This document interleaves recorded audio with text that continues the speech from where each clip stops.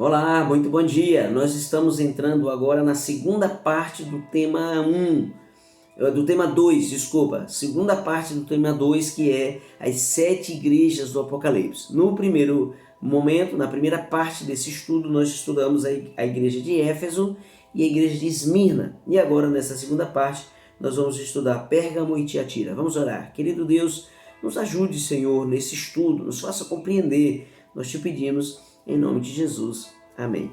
A terceira igreja, nós estamos na segunda parte desse tema, a terceira igreja é a igreja de Pérgamo, que vai do período por volta do ano 313 até o ano 538. 538 é a igreja de Pérgamo, ok? Esta igreja também tem apresentação, elogio, reprovação, conselho e promessa. Esta igreja Pérgamo, ela tem esta característica de o significado de Pérgamo é altura, elevação. É neste período em que a igreja ela vai passar agora por uma mudança, né? Foi nesse período em que começa a entrar na igreja os costumes pagãos, ingressa na igreja os costumes pagãos. É neste período em que a igreja deixa de ser perseguida, né? Porque foi perseguida lá na igreja de Esmirna, deixa de ser perseguida e passa agora a ter privilégios, ok? É neste período que a igreja começa a trazer para dentro da igreja os costumes e as tradições. Há uma transição, né? Começa a entrar o paganismo dentro da igreja, né? Neste mesmo período. É nesse período que o imperador Justiniano se converte ao cristianismo e introduz dentro da igreja um período, algo muito interessante, né? Que é o paganismo. E em fevereiro de 538, após a expulsão de Roma do último tribo antagônica ao papado, os ostrogodos, então deu início ao período de supremacia papal, que é a próxima igreja. Vamos lá, vamos para a reprovação, a apresentação, capítulo 2, verso 12. A igreja de Pérgamo escreve: estas coisas aquele que tem a espada afiada de 2 gumes. Vamos para o elogio, verso 13. Conheço o lugar em que habitas, onde estás o trono de Satanás, porque a igreja começa a receber paganismo dentro da igreja. É o período que a igreja se afasta do ensino puro, ok? E que conservas o meu nome e não negaste a minha fé. Mesmo dentro da igreja, tendo o trono de Satanás, ainda tem aqueles que conservam a fé, que não negaste o nome de Cristo. Ainda nos dias de Antipas, a minha testemunha, meu fiel, o qual foi morto por vós, onde Satanás habita. Olha que interessante. Reprovação, verso 14 e verso 15.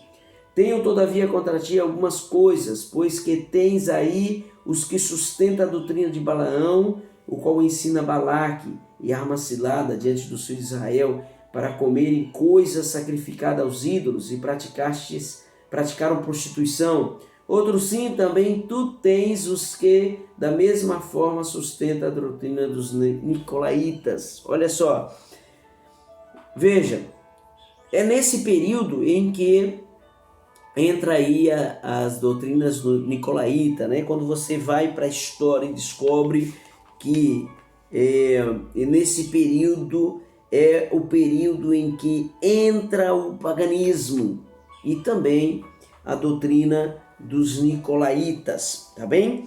Vamos para o conselho, verso 16. Portanto, arrepende-te, senão venho a ti sem demora, e contra eles pelejarei com a espada da minha boca. Então o conselho é: arrependa-te.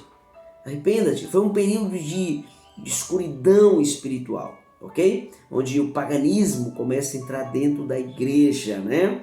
Foi quando há algumas mudanças dentro da igreja, vai introduzindo coisas que era de Roma, mistura aí, é nesse período que entra aí a idolatria, é nesse período que entra aí também a adoração às imagens, é nesse período aí que a igreja passa a adorar a Deus no domingo, porque somente era no sábado, introdução aí do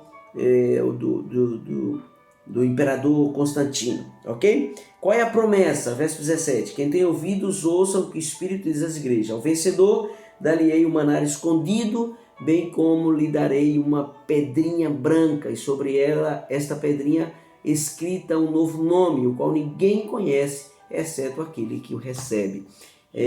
Duas coisas, vai comer do maná escondido, é a promessa de Deus. Pedrinha branca. O que é a pedrinha branca?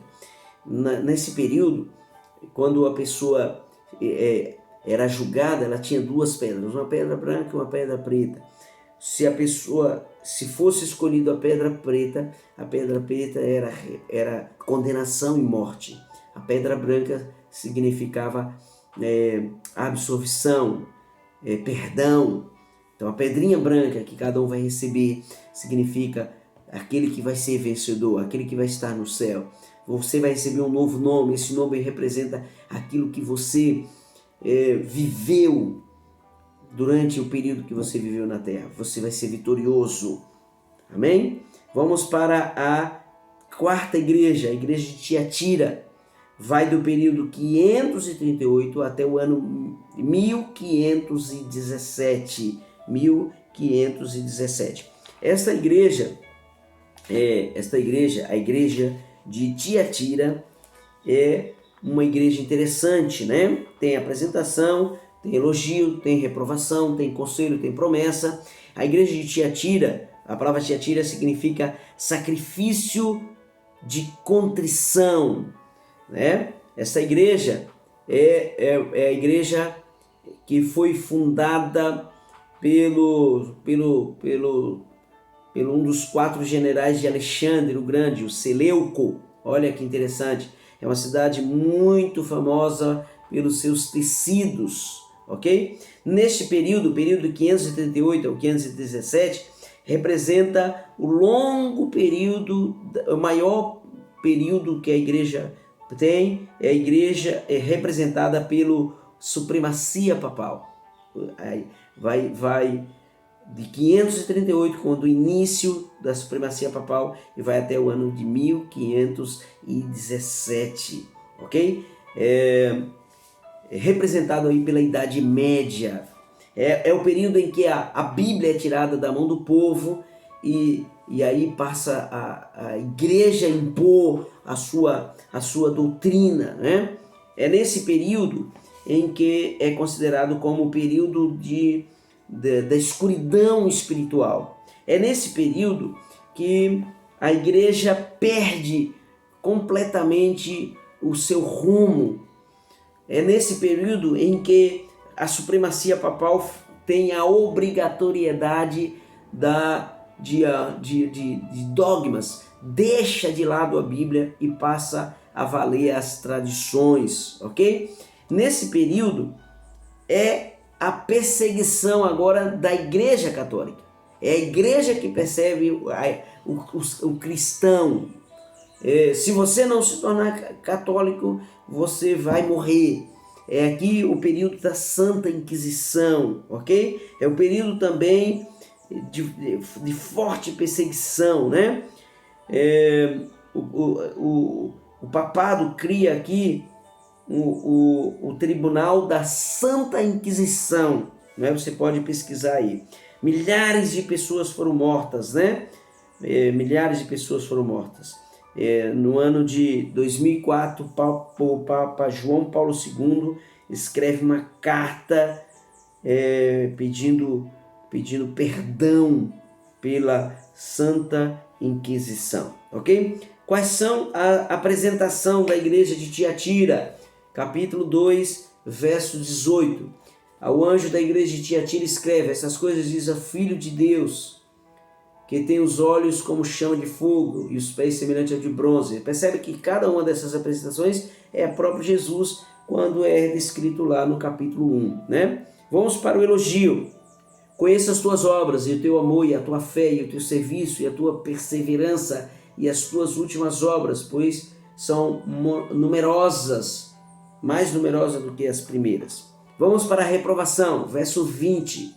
Tenho, porém, contra ti que toleras esta mulher, Jezabel, que a si mesmo se declara profetiza, e não somente ensina, mas também seduz os seus servos a praticarem a prostituição e a comerem coisas sacrificadas a ídolos. É representada por Jezabel, porque é nesse período que a igreja mais introduz em idolatria. É o período de idolatria dentro da igreja. É neste período que a igreja rejeita o evangelho e passa a ensinar doutrinas. É nesse período que a igreja deixa de lado isso. Vamos para o conselho. O conselho no verso 25 diz assim, ó. Então somente conserva o que tens para que ninguém tome. E a promessa é, ao vencedor que guarda até o fim as minhas obras, eu lhes darei autoridade sobre as nações. Olha que coisa interessante. Que Deus te abençoe. Aqui termina esse primeiro estudo, para não ficar muito longo. Na terceira parte nós vamos estudar as próximas igrejas.